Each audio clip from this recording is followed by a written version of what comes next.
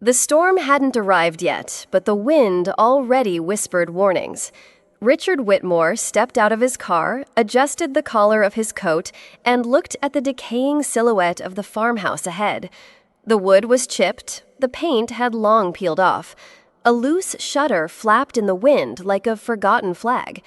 To anyone else, it was just another dying property, a relic in the middle of nowhere. But to Richard, it was routine. He'd flipped more than 100 properties like this.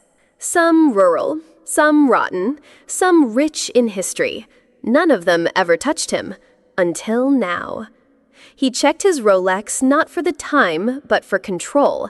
That was the thing about Richard. He didn't like surprises. His entire empire had been built on precision.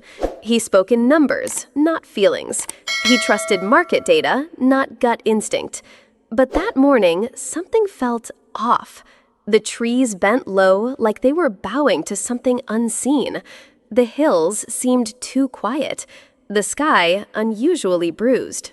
And his heart was pounding like it did once many years ago when he still believed love could last forever. Richard hadn't thought of Anna Caldwell in months, or at least that's what he told himself.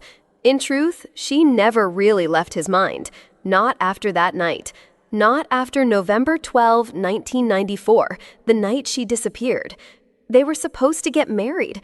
The ring was ready. The vows were written. She never showed up. And no one ever saw her again. They said she probably ran off, or drowned, or didn't love him after all. But Richard knew better. He just couldn't prove it. So he buried himself in business, in wealth, in buildings that couldn't leave him. But today, on this frost-bitten farmland, all of that armor felt thinner. He took one step forward. The snow crunched beneath his feet. Another gust of wind blew past. And with it, a scent. Rose oil. Faint. Familiar. Anna's perfume. Richard froze. This wasn't coincidence. Something was coming. Something bigger than profit. Something older than memory. And it was waiting for him just beyond that warped wooden door. She opened the door with flour on her fingers and fire in her eyes. Richard didn't speak. Couldn't speak. The world blurred for a moment.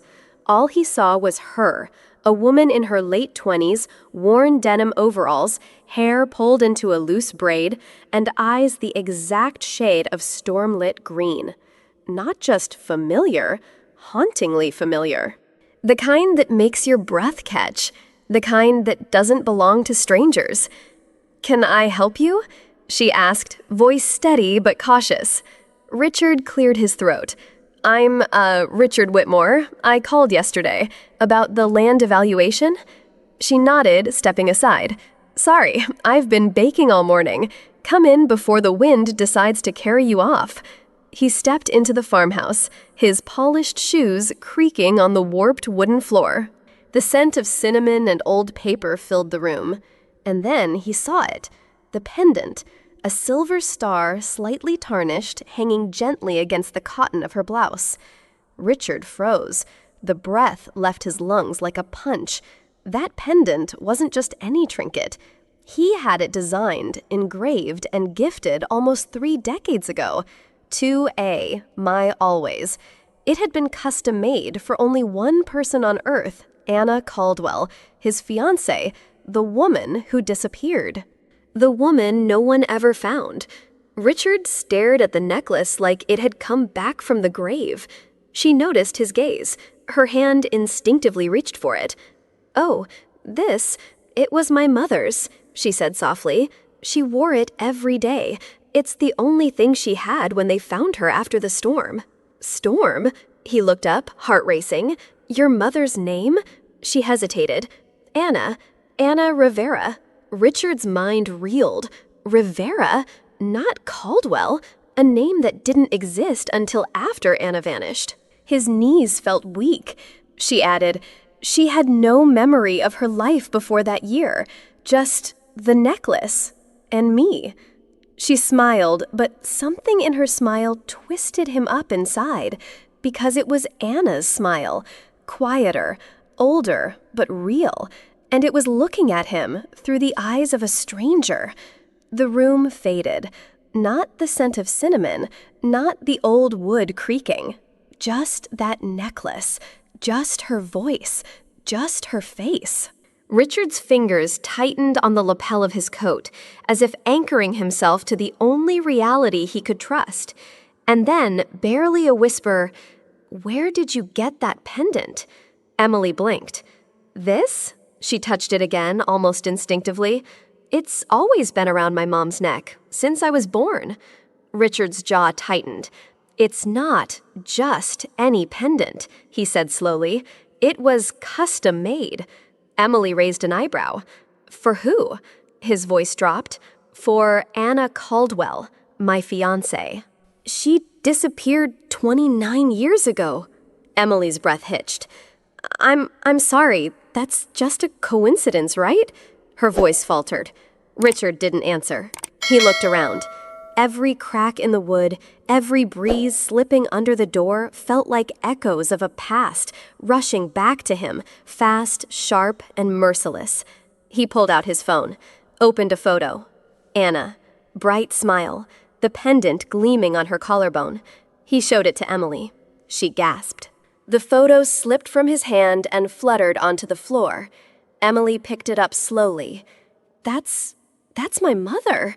But this picture, she never had it." "She never saw it," Richard whispered, "because she vanished before it could be printed." Emily stepped back. Confusion, disbelief, fear, all tangled on her face. "I don't understand," she said. Richard's eyes welled. "Neither do I, but I think your mother may have once been the woman I was going to marry." Emily had grown up with a mother who lived in the quiet shadows of the world. Anna Rivera never talked about her past, not once. She had no family photos, no old letters, no friends from before, just a name she couldn't remember choosing, Anna, and the last name, Rivera, given to her by the couple who rescued her. They found her in the wreckage of a barn after a hurricane in the fall of 1994, unconscious, barely breathing, pregnant. She had no ID, no memory, not even a real birthday, but around her neck, bruised, cold, and trembling, hung a single thing, a silver star pendant. That pendant, Emily would later say, was the only thing Mom ever seemed to trust. Anna never married, never told Emily who her father was. All she ever said, quietly once, was, "He loved music. He smelled like cedarwood and fresh rain." Emily had always assumed her mom was running from someone. But now, faced with Richard Whitmore and that photo of Anna Caldwell, a terrifying question bloomed in her heart. What if she wasn't running from someone, but had been taken? Richard Whitmore couldn't focus on the numbers anymore. His mind, normally sharp as glass, felt fogged, scattered. He kept glancing at Emily Rivera across the table. The way she brushed her hair behind her ear, the slight tilt of her smile, the pendant, that pendant. He had it crafted himself, 29 years ago, for Anna Caldwell. And now it hung around the neck of a girl who called herself Nobody Special, a girl whose mother, by some cruel twist of fate, shared Anna's first name and her silence. "Your mom, Anna Rivera," he asked cautiously, "where did she come from?" Emily looked up surprised. "She was found in 94, she said. Hurricane Evangeline. She was pregnant, never remembered anything before that." Richard's stomach dropped. The year matched. The storm. The pendant. Could it be?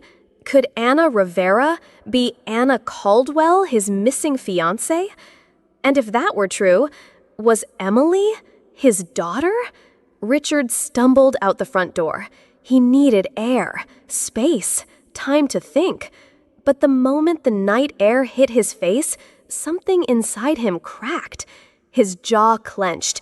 His steps were uneven. And in his chest, a storm far louder than the one forming in the sky.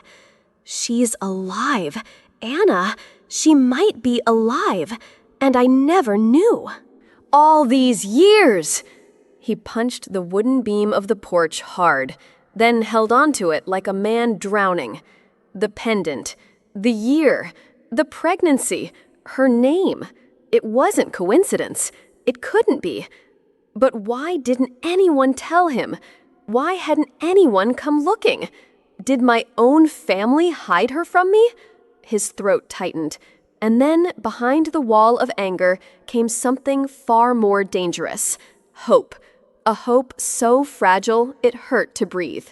What if it's true? What if that girl inside is my daughter? He turned around slowly, almost afraid. Inside the farmhouse, Emily sat at the table, confused, wiping her eyes. And Richard, this man who'd faced billion-dollar deals without flinching, stood paralyzed by a truth too big for words. His lips trembled, his fists loosened, and then, without a word, he walked away. The wind howled behind him. The screen door slammed shut. And the camera lingered on his face, eyes glistening, past and present colliding. The house had never felt this quiet, not even during storms. Emily held a flashlight. Her hand shook slightly. Richard's visit had stirred something, a memory that wasn't hers, a storm she didn't know had lived under her roof for years. Mom, who were you really? She pushed open the attic door. It let out a long, tired groan, like it hadn't been opened in decades. Dust swirled in the beam of her light.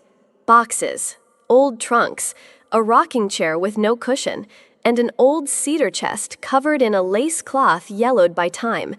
Emily walked toward it. Each step was like stepping deeper into someone else's life. She hesitated, then opened the lid. Inside, a weathered leather journal, initials AC etched in gold, a tiny silver box, a sealed envelope marked, "To Emily if she ever asks." Her fingers trembled as she reached for the journal. She didn't know what she was looking for. She only knew it was finally time to look. She opens the journal first. The handwriting is beautiful, elegant, emotional, each line filled with love and longing. Richard and I walked through the rose garden today. He held my hand like it was something sacred. He gave me a star-shaped pendant, said it was one of a kind, like me. Tomorrow we marry. Forever starts in less than 24 hours. Emily's breath caught in her throat. She flips to the last page. There's no forever, only a jagged line and a smear of ink, as if the writer never got to finish. She puts the journal down. Her hand is shaking. Then the tiny silver box. Inside it, a ring. Simple, timeless, and engraved Forever R. Emily gasps. She'd never seen it before. Her mother never mentioned any man, never spoke of love. At the bottom of the chest, a folded letter, worn with age. She unfolds it carefully. Dear Emily, if you're reading this, it means the truth can no longer be buried. Your mother, Anna Caldwell, didn't abandon anyone. She was taken, kidnapped the day before her wedding, by his family because they believed she wasn't good enough. She was found months later, confused, pregnant, and silent. We gave her a new name, a new life, but her heart never healed. Emily couldn't breathe. The attic felt like it was spinning. Her mother hadn't just survived a storm. She'd survived betrayal. The open chest. She stands, but her knees are shaking. She clutches the letter, then the ring. Her lips tremble. So, I don't even know who I am. The words barely escape her mouth. But once said, they don't stop. My entire life was a lie. My mother, she wasn't even my mother. Not really. And him, that man with the haunted eyes, is my father? Emily stares into the dusty mirror by the attic beam. For the first time, she doesn't recognize the face looking back. The girl she thought she was is gone. All these years, she thought she was the daughter of a quiet woman and a forgotten past. But the truth? She's the child of a love story that was ripped apart. And the man she just slammed the door on may be the only person who's ever truly loved her mother. Tears stream down her cheeks. Who am I? What am I supposed to do with this? She drops to her knees. The ring slips from her hand, rolls across the wooden floor, and stops right at her mother's old photo, Charles Davenport, once Richard's best friend, now a U.S. senator, clean suit, cold heart, and secrets dirtier than any back alley deal. He picks up an old news clipping. Heiress Anna Caldwell missing days before wedding. He chuckles low and smug. Some people were never meant to marry into legacy. He places the clipping beside a file marked confidential. Inside, photos of Anna unconscious in a hospital, transaction receipts, signed orders, all linking back to him. It was Charles who gave the order. Remove her quietly. Make it look like an accident. He didn't hate Anna. He just didn't believe someone like her, a middle-class orphan, belonged in a family like the Whitmores. To him, she was a stain. To Richard, she was everything. And so Charles had her taken right before the wedding. Family comes first, he mutters. Now, 3 decades later, the truth claws its way out. And Charles Davenport, now a senator with presidential ambitions, has everything to lose. Richard stands in the doorway frozen. Eleanor Whitmore, now in her 80s, sits by the fireplace wrapped in a faded shawl. Her once fierce eyes are clouded by age, but not entirely. She looks up. Recognition flickers. Her lips tremble. Richard, you look just like him. He kneels beside her. Mom, I need to know the truth about Anna. About that night. A long pause. Then tears. I couldn't stop them, she whispers. I begged Charles. I begged your father. But I was just a wife in their empire. She reaches beside the armchair and opens a small carved box. Inside, a dusty cassette tape, a torn ribbon from Anna's bridal bouquet, a silver button with the Whitmore crest ripped from Charles's coat the night Anna disappeared. She places the cassette into Richard's hands. He confessed. The night they took her, he thought I was asleep. I recorded everything. The tape is labeled Charles 06 18 1994 study room. Richard's hand shakes. Why didn't you tell me sooner? She looks away. Because you loved him like a brother. And because I failed you both. The cassette plays. Charles's voice echoes through the speakers. Calm, calculated, cruel. She was never going to be one of us. Anna Caldwell was a mistake. I had to fix it before Richard ruined everything. She'll disappear, and that'll be that. Click. Tape ends. Richard sits frozen in the driver's seat, his knuckles white on the steering wheel, breathing hard. Then he screams, a raw, guttural cry like 29 years of betrayal bursting all at once. He slams the dashboard. He took her. He took my life. He took my daughter. His voice breaks. Tears stream down. But he doesn't wipe them away. He stares out at the storm. I lost my fiancé. I lost my child and nearly my whole life to a lie. Beat. His hand slowly closes around the cassette. Not anymore. Cut to interior FBI field office the next morning. Richard, in a dark coat, walks through security holding only one thing, the tape. His jaw clenched, eyes steady.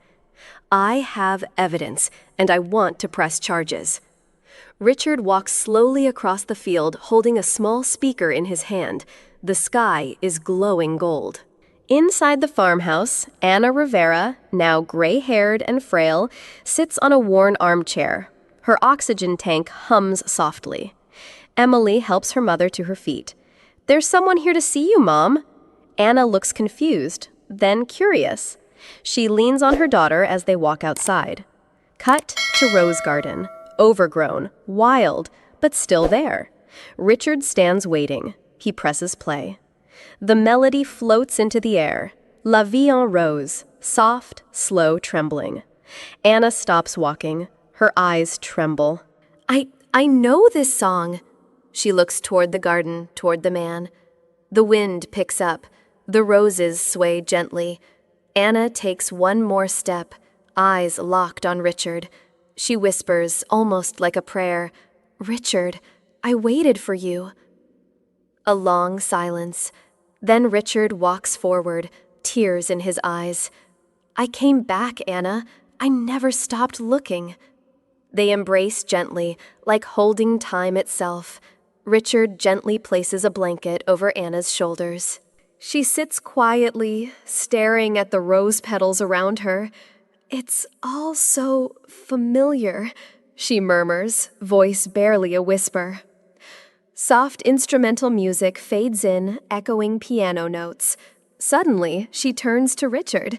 "There was a white dress, lace. I remember holding it to my chest." Flash, soft focus visual of Anna twirling in a white wedding gown. "And music, that song we just heard. It played when I said yes." Flash, a memory of Richard placing the ring on her finger, smiling. Her hands tremble. She clutches her chest. "I remember your voice, calling me love as we danced in the kitchen, and your arms around me." Tears stream down her face. But then, darkness, screaming, someone pulled me away. Flash, a car, a man in a suit shouting, a storm outside, her screams muffled. "I cried for you. I tried to come back, but I was lost." She looks into Richard's eyes full of guilt, of yearning. "Richard, I didn't leave you. They took me." Richard leans in, holding her hand tight. "I know now, and I never stopped waiting for you." Emily stands just behind a curtain of climbing ivy, the fabric of time woven in leaves and shadow. She watches. Her mother, Anna Rivera, still holding Richard's hand, their faces aged, worn now, softened by recognition. Their words are few, but their silence says everything. A silence built on years lost, promises stolen, love interrupted. Emily's eyes fill with tears. Her hand flies to her mouth, stifling a sob. Flash, she remembers growing up with questions her mother never answered. Why there were no wedding photos, why her mother never dated, why every Valentine's Day felt like mourning. She whispers into the night, "Mom, I always wanted to ask you. Now I know." The stars begin to appear like witnesses. Emily steps back quietly, leaving them in peace. But her heart, for the first time, feels whole. Agent Ramirez plays the old cassette tape on a secure player. Charles Davenport's voice crackles through the speakers. "She was never right for him. We had to do what was best for the family name." Every word is a dagger. Every pause, guilt carved into history. Beside it, a handwritten letter signed by Eleanor Whitmore confirming she knew of the plan but was too afraid to stop it. Attached transfer documents from Hope Valley Convalescent Home, a forged patient admission under the name Anna Rivera, and a trail of shell companies used to fund the kidnapping. Agent Ramirez looks up. This isn't just a cold case, it's a conspiracy, and it runs deep. Cut to Richard seated across the table, his fists clenched, his voice steely. "I want justice for Anna, for Emily, for the life they stole. The war has begun." Senator Charles Davenport steps up to the podium wearing his signature gray suit and smug smile. Cameras flash, reporters clamor. "Our future lies in family legacy and order values I've defended my entire career." Suddenly, a voice interrupts. "Charles Davenport, you are under arrest for the crimes of kidnapping, falsifying evidence, and obstruction of justice." Gasps. Silence. A dozen FBI agents emerge from the sides like shadows coming to life. One approaches with handcuffs. "Sir, please step down from the podium." Charles freezes. His smirk vanishes. Sweat beads along his temple. A microphone topples. Cameras zoom in. The moment is immortalized. A senator taken in handcuffs under the blazing sun. The weight of 29 years of secrets finally collapsing. Richard's voice, "Power protects the guilty until truth kicks down the door." Richard Whitmore, once known only as a ruthless real estate mogul, now stands in a simple navy suit. He clears his throat, looks to the judge, then out at the courtroom, packed with strangers and with his family.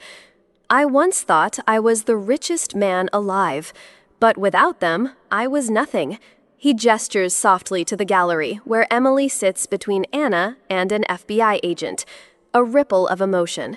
The courtroom goes still. Emily's eyes well up.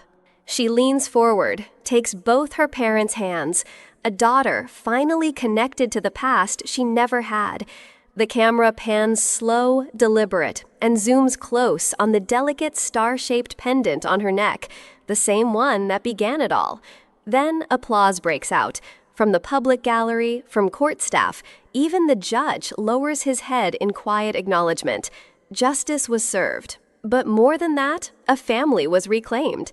The automatic doors slide open with a soft whoosh.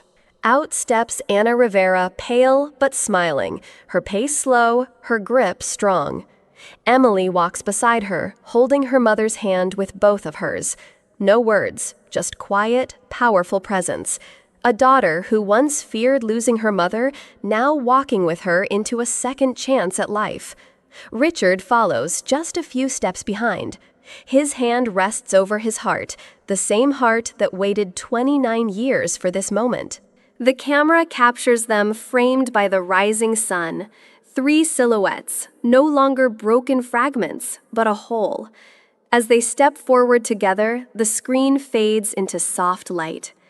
Mom once told me she never remembered the beginning, but today we start our new chapter with every heartbeat she almost lost. The sunlight bathes the garden in a warm, golden glow.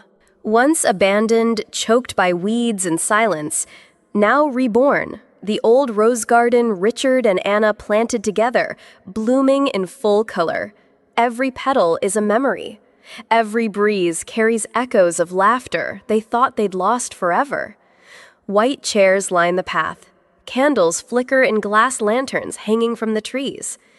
At the end of the aisle stands Richard Whitmore, dressed in a tailored navy suit, his hand trembling slightly, not from age, but from emotion.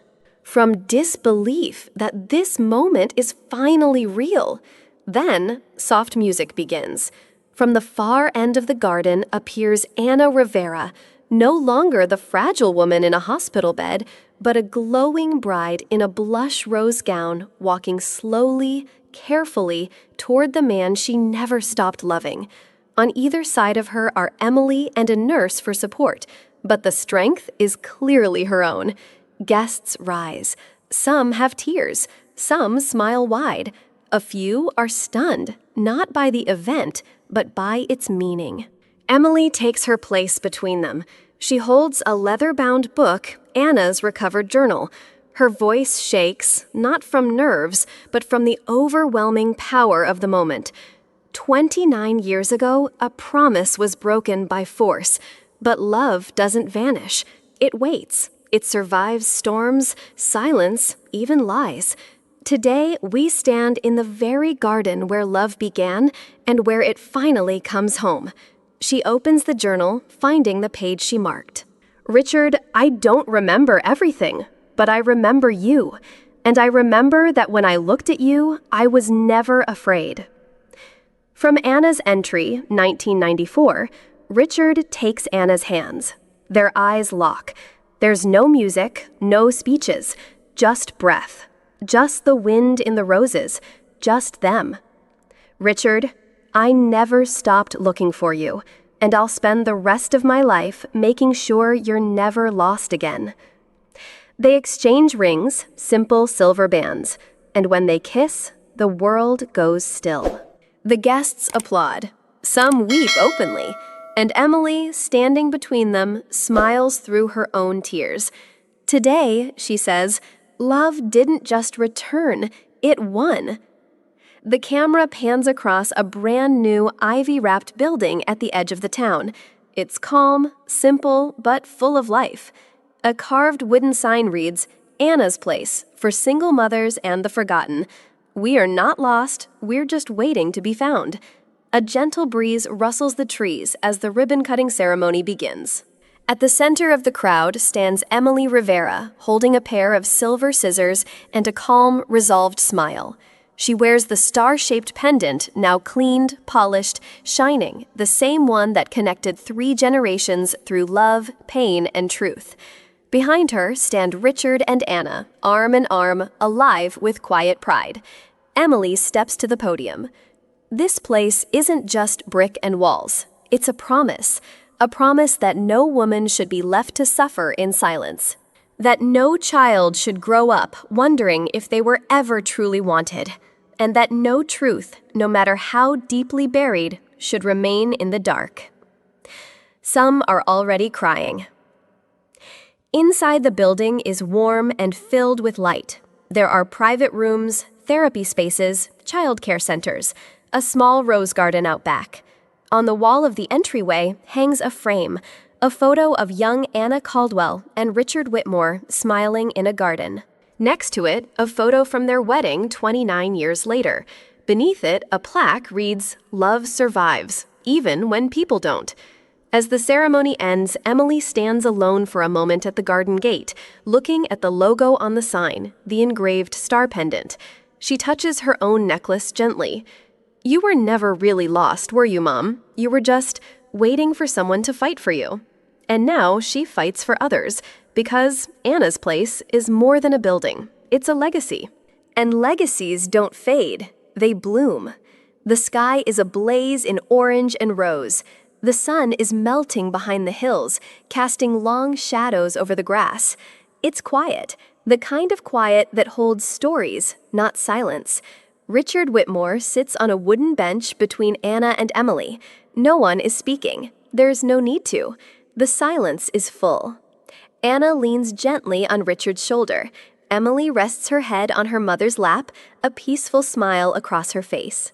Richard breaks the silence, voice low and honest. "I've spent too many years not knowing what enough feels like. But now I know family is more than enough. It's everything." Anna closes her eyes. Emily nods, eyes glistening in the fading light. The camera slowly pulls back, capturing the trio in silhouette, framed by the last blush of sun. As the screen fades to black, a final line appears in white. Some people find love in youth. Others must journey through time to remember where it began. Soft instrumental music rises piano and strings. Sometimes the truth isn't lost, it's just waiting for the right time to be found. This story reminds us that love, no matter how buried, how stolen, or how delayed, can still come back. That family is not built on perfection, but on forgiveness. That healing doesn't always arrive loud. Sometimes it comes with a whisper, a journal, or a pendant from the past. And when it does, we must be brave enough to embrace it before it fades again. If this story touched you, if it made you reflect, feel, or even shed a quiet tear, then hit that subscribe button and join us on Whispers of Life, where every tale is a tribute to love, truth, and second chances. Because somewhere, someone needs to believe that healing is still possible.